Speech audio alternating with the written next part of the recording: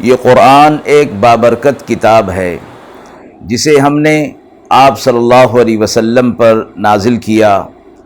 تاکہ لوگ اس پہ غور اور فکر کریں اور تاکہ اہل فہم اس سے نصیحت حاصل کریں۔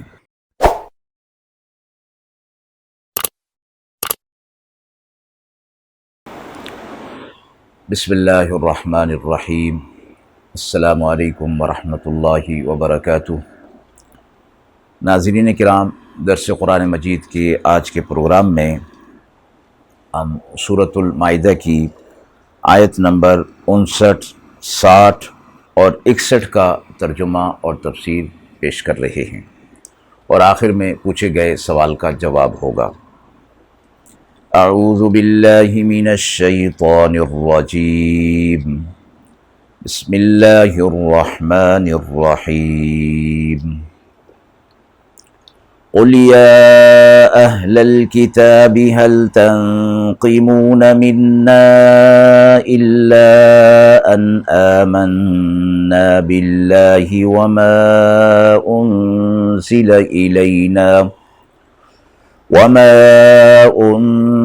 إلينا وما أنزل من قبل وأن أكثركم فاسقون۔ قل هل أنبئكم بشر من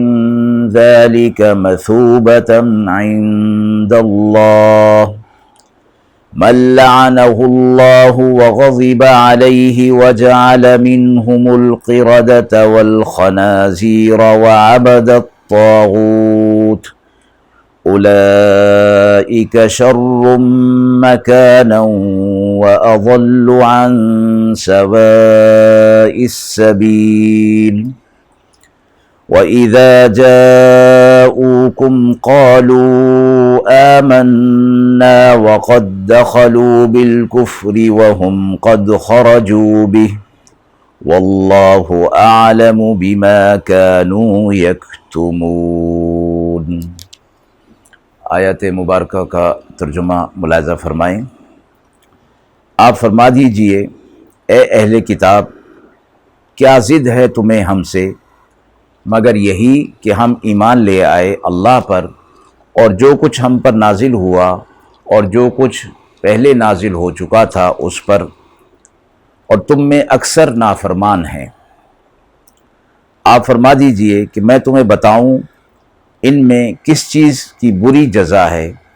اللہ کے ہاں؟ وہی جس پر اللہ نے لعنت کی اور اس پر غضب نازل کیا،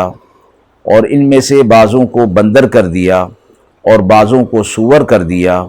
اور جنہوں نے شیطان کی بندگی کی وہی لوگ بدتر درجے میں ہیں اور سیدھی راہ سے بہکے ہوئے ہیں۔ اور جب تمہارے پاس آتے ہیں تو کہتے ہیں کہ ہم ایمان لے آئے، اور حالت یہ ہے کہ کافر ہی آئے تھے اور کافر ہی لوٹ گئے۔ اللہ خوب جانتا ہے جو کچھ یہ چھپائے ہوئے تھے۔ آپ صلی اللہ علیہ وسلم کے ذریعے سے اہل کتاب کو خطاب فرمایا گیا کہ تم ہمارے ساتھ جو ضد رکھتے ہو وہ صرف اسی وجہ سے ہے کہ ہم اللہ پر اور یوم آخرت پر ایمان لاتے ہیں، اور ایمانیات کی جتنی چیزیں ہیں ان سب پر ہم ایمان رکھتے ہیں۔ ہمارا تمہارا جھگڑا اسی بات کا ہے، اور کوئی ایسی چیز نہیں جو ہمارے تمہارے درمیان اختلاف اور تنازع کا باعث ہے، لیکن تم میں اکثر فاسق لوگ ہیں۔ اہل کتاب کو فاسق اور کافر قرار دیا گیا اس لیے کہ آپ صلی اللہ علیہ وسلم کی بشارت اور مبعوث ہونا، قرآن مجید کا بطور آخری کتاب کے نازل ہونا خود ان کی اپنی کتابوں کے اندر موجود تھا۔ تو آپ صلی اللہ علیہ وسلم کا اعلان نبوت کرنا اور قرآن مجید کا نزول ہونا، پھر اس پر ایمان نہ لانا، تو دراصل انہوں نے اپنی کتاب کے حکم کو بھی رد کر دیا۔ تو پھر نہ یہ یہود رہے نہ نصرانی رہے، بلکہ یہ کفار کی صف میں، فاسقین کی صف میں شمار ہو گئے۔ ساتھ ہی یہ فرمایا ان کو اس بات کی یاد دہانی کرا دی، آپ صلی اللہ علیہ وسلم سے فرمایا گیا کہ آپ ان سے کہہ دیجئے کہ تمہیں وہ بات یاد نہ دلائی جائے کہ تمہاری قوم میں سے ہی کہ جب تمہاری قوم نے اللہ کی نافرمانی کی، اور مراد اس سے اصحاب سبت ہیں کہ ہفتے کے دن کی نافرمانی انہوں نے کی تھی اللہ کے حکم کی، تو اللہ نے انہیں بندر اور سور بنا دیا تھا، اور فرمایا یہ لوگ شیطان کی عبادت میں لگ گئے تھے اور اللہ کے حکم کو انہوں نے بھلا دیا تھا۔ تو انہیں یہ بات یاد دلائی گئی کہ یہ تمہاری قوم میں سے، یہود میں سے تھے، اور سیدھی راہ سے یہ لوگ بھٹک چکے تھے، اور جب یہ تمہارے پاس آتے ہیں تو کہتے ہیں کہ ہم ایمان لے آئے۔ اب یہ ان کا ذکر ہے کہ جو زبانی طور پر اپنے ایمان کو مسلمانوں کے سامنے، آپ صلی اللہ علیہ وسلم کے سامنے پیش کرتے تھے تاکہ مسلمانوں سے اپنے دنیاوی مفادات حاصل کر لیں۔ تو اللہ تعالیٰ نے ان کے دلوں کے اندر جو نفاق تھا اس سے اہل ایمان کو، آپ صلی اللہ علیہ وسلم کو اس پر مطلع کر دیا کہ یہ لوگ دل کے اندر نفاق رکھے ہوئے ہیں، اس لیے مسلمانوں کو ان سے ہوشیار رہنا چاہیے، اور کفار اور یہود و نصارہ ان سے تو زیادہ ہوشیار رہنا چاہیے کہ وہ تو ہیں ہی مسلمانوں کے مخالف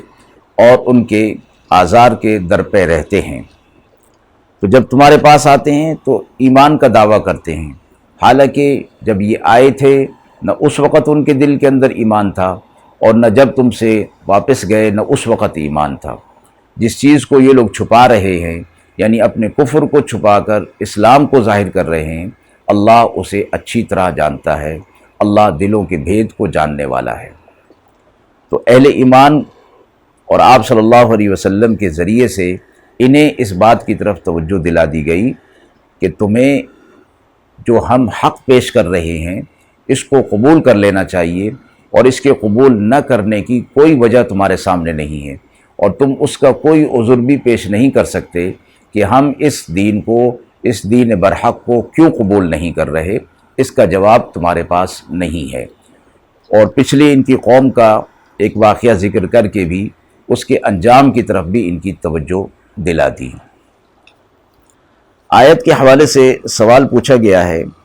کہ مسلمانوں اور شریعت کا مذاق اڑانے والوں سے خطاب کا کیا اسلوب ان آیات کے اندر رکھا گیا ہے۔ مفسرین نے فرمایا ہے کہ آپ صلی اللہ علیہ وسلم کے ذریعے سے، یعنی لفظ قل کے ساتھ ان کو اس بات کی طرف تنبیہ کی گئی کہ حق تمہارے سامنے پیش کیا جا رہا ہے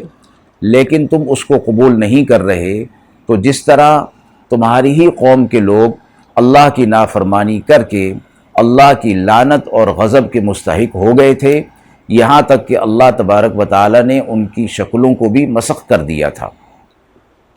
تو فرمایا کہ براہ راست ان کو یہ کہا جا سکتا تھا، ان پر الزام یہ عائد رکھا جا سکتا تھا کہ تم نے اپنی کتاب کی بات کو بھی رد کر دیا جس میں آپ صلی اللہ علیہ وسلم کی بشارت موجود ہے، اور قرآن مجید کی بطور آخری کتاب کے نازل ہونا بھی موجود ہے۔ تو تم نے جب اپنی کتاب کا رد کر دیا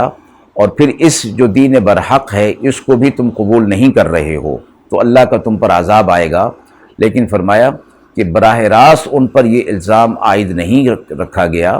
بلکہ ان کو ان کی قوم کے اندر جو واقعہ پیش آ چکا تھا اور جس سے وہ بہت اچھی طریقے سے واقف تھے، یعنی یہ کوئی معمولی اور کم بات نہیں کہ اللہ تعالیٰ کی نافرمانی اور شیطان کی عبادت اور اللہ تعالیٰ سے بغاوت کرنے پر چہروں کا اور شکلوں کا مسخ ہو جانا یہ ان کے اندر مسلم تھا، تاریخی حوالوں سے وہ بہت اچھی طرح جانتے تھے۔ لیکن فرمایا کہ ان کے سامنے اگر براہ راست الزام ان پر عائد کیا جاتا تو وہ مشتعل ہو سکتے تھے۔ تو داعی کو یہ ایک اسلوب دیا گیا، طریقہ کار دیا گیا کہ ایسی بات کرنے سے حتی الامکان گریز کیا جائے کہ جس سے مخاطب مشتعل ہو جائے، اور بجائے اس کے کہ وہ کسی بات کو قبول کرے اور فوری طور پر اس کے اندر مشتعل ہو کر رد کرنے کا داعیہ پیدا ہو جائے۔ تو یہ داعی کے لیے بھی ایک اسلوب بتایا گیا کہ ادعو الی سبیل ربک بالحکمہ، حکمت کے ساتھ لوگوں کو دین کی طرف بلانا۔ اور اس بات کے اندر، اس واقعے کے اندر یہ بات آ گئی کہ اللہ تبارک و تعالی آپ صلی اللہ علیہ وسلم کے ذریعے سے انہیں جو بات کہلانا چاہتے تھے وہ ایک مثال کے ذریعے سے ان کو بتا دی گئی، اور اس کے اندر یہ بات ظاہر ہے کہ شامل ہے کہ جس طرح انہوں نے اللہ کی نافرمانی کی تھی تم بھی اللہ کی نافرمانی کر رہے ہو، تو پھر جس طرح ان پر عذاب آیا تم پر بھی عذاب آئے گا۔ وآخر دعوانا ان الحمد للہ رب العالمین۔